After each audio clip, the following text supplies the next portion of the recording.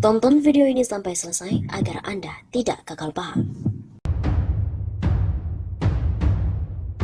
Halo Sobat 651 Safa, kembali lagi bersama dengan kami untuk mengulas fakta-fakta perpolitikan dan juga segala informasi terkini di tanah air.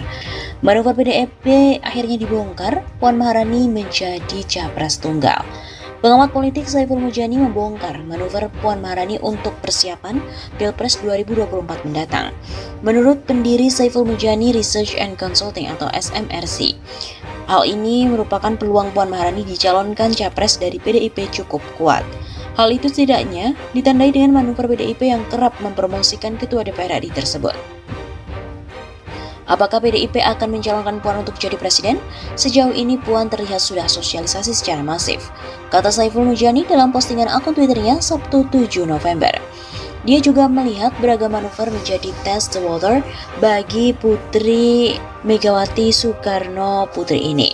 Jika hasilnya bagus, maka bukan tidak mungkin PDIP akan benar-benar mengusung Puan di PDIP pada tahun 2024 mendatang.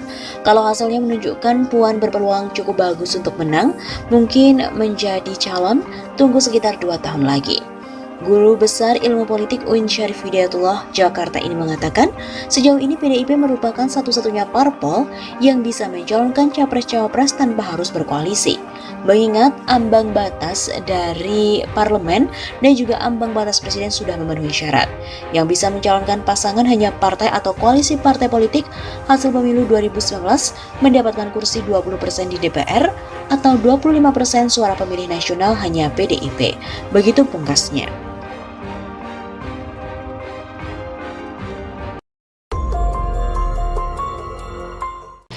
Ketua DPP PDI Perjuangan Puan Maharani membocorkan kriteria yang akan diusung sebagai capres dan juga cawapres dalam pemilu tahun 2024. Hal itu disampaikan saat dirinya tengah bertemu dengan kader PDIP di kota Surabaya di kantor DPC pada Selasa 1 Maret malam. Puan menerangkan seharusnya sosok capres yang akan diusung PDIP pada pemilu adalah sosok yang benar-benar selama ini selalu memperhatikan dan memperjuangkan partai. Harusnya orang tersebut adalah orang yang memang betul paling tidak pernah ikut berjuang, pernah memperhatikan partai dan ikut berdarah-darah dalam membangun PDIP selama ini. Ungkap Puan dalam sebuah video yang dikutip dari redaksi pada Jumat 4 Maret. Lebih lanjut, katanya juga kriteria yang selanjutnya adalah memiliki sosok yang merakyat. Turun ke bawah, ketemu dengan rakyatnya, bertemu dengan orang-orang yang keluarga besarnya, itulah orang yang akan menjadi calon. Insya Allah ditentukan menjadi calon dari PDIP. Selain itu, tambah Puan, capres yang diusung PDIP nantinya juga harus memiliki semangat untuk melanjutkan warisan sang proklamator, Insinyur Soekarno.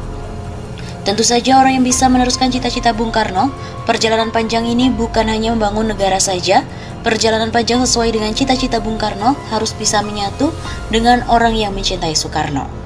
Puan juga mengatakan sosok figur yang akan terpilih sebagai capres-cawapres untuk tahun 2024 akan diputuskan oleh Ketum PDIP Megawati Soekarno Putri.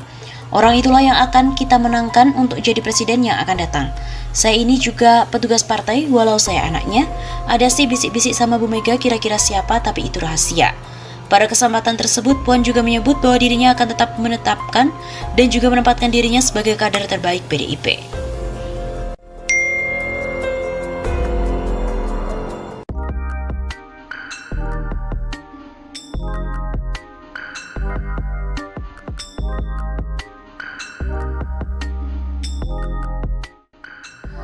Puan Maharani selaku Ketua DPR dan juga Ketua DPP PDIP sulit menyatu dengan masyarakat karena elektabilitasnya masih rendah.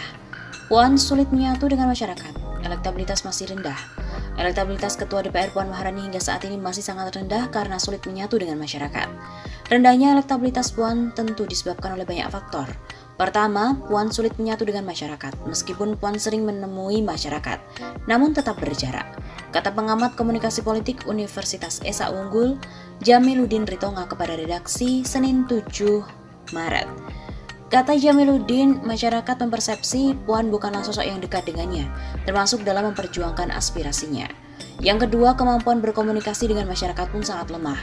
Puan terkesan dalam berkomunikasi belum berorientasikan dengan masyarakat yang dituju. Dalam berkomunikasi, menurut Jamiluddin, Puan kurang menunjukkan empati. Akibatnya, Puan kurang mendapatkan simpati dari masyarakat yang ia temui. Padahal dalam kondisi untuk berkomunikasi, empati itu sangat diperlukan. Melalui empati, masyarakat dapat menilai ketulusan Puan dalam berkomunikasi. Yang ketiga, aura kepemimpinan Puan pun kurang. Akibatnya, ketertarikan Puan di mata masyarakat sangat rendah. Hal ini membuat popularitas Puan relatif tinggi, namun elektabilitasnya tetap rendah. Begitu paparnya. Setelah sekian hasil survei tingkat elektabilitas sejumlah tokoh kandidat capres pada Pilpres 2024 dirilis oleh sejumlah lembaga survei, Puan Maharani hingga kini memang tak kunjung keluar dari zona yang rendah. Sejauh ini Ketua DPR itu tampak kesulitan untuk menembus urutan tokoh dengan elektabilitas yang jauh lebih tinggi. Padahal seiring berjalannya waktu, sejak mesin Pilpres mulai dinyalakan oleh partai-partai politik, Puan sudah melakukan banyak manuver guna mendongkrak elektabilitas dirinya. Puan yang awalnya terkenal hanya mengandalkan baliho dirinya yang tersebar di berbagai wilayah tanah air, sampai mulai mencoba melakukan hal lain yang lebih progresif seperti terjun langsung ke masyarakat dan tampaknya tetap tidak mempengaruhi tingkat elektabilitas dirinya. Hal ini cukup banyak disorot oleh banyak pengamat yang mencoba menganalisa alasan mengapa Puan itu terus-menerus tertahan di zona bawah pada banyak hasil survei. Survei terbaru parameter politik Capres 2024 yang digelar oleh Politika Research and Consulting banyak menunjukkan hasil yang menempatkan Puan pada urutan terbawah dengan skor sebesar 5,87 saja, tepatnya pada posisi ke-11 di bawah 10 tokoh lainnya.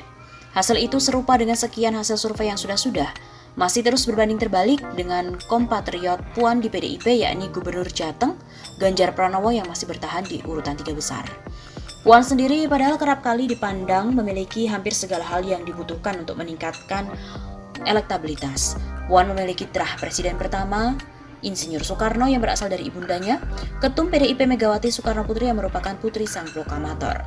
Puan juga merupakan anak dari mendiang mantan Ketua MPR RI Taufik Kemas, yang terkenal sebagai salah satu dari 4 bapak pilar kebangsaan.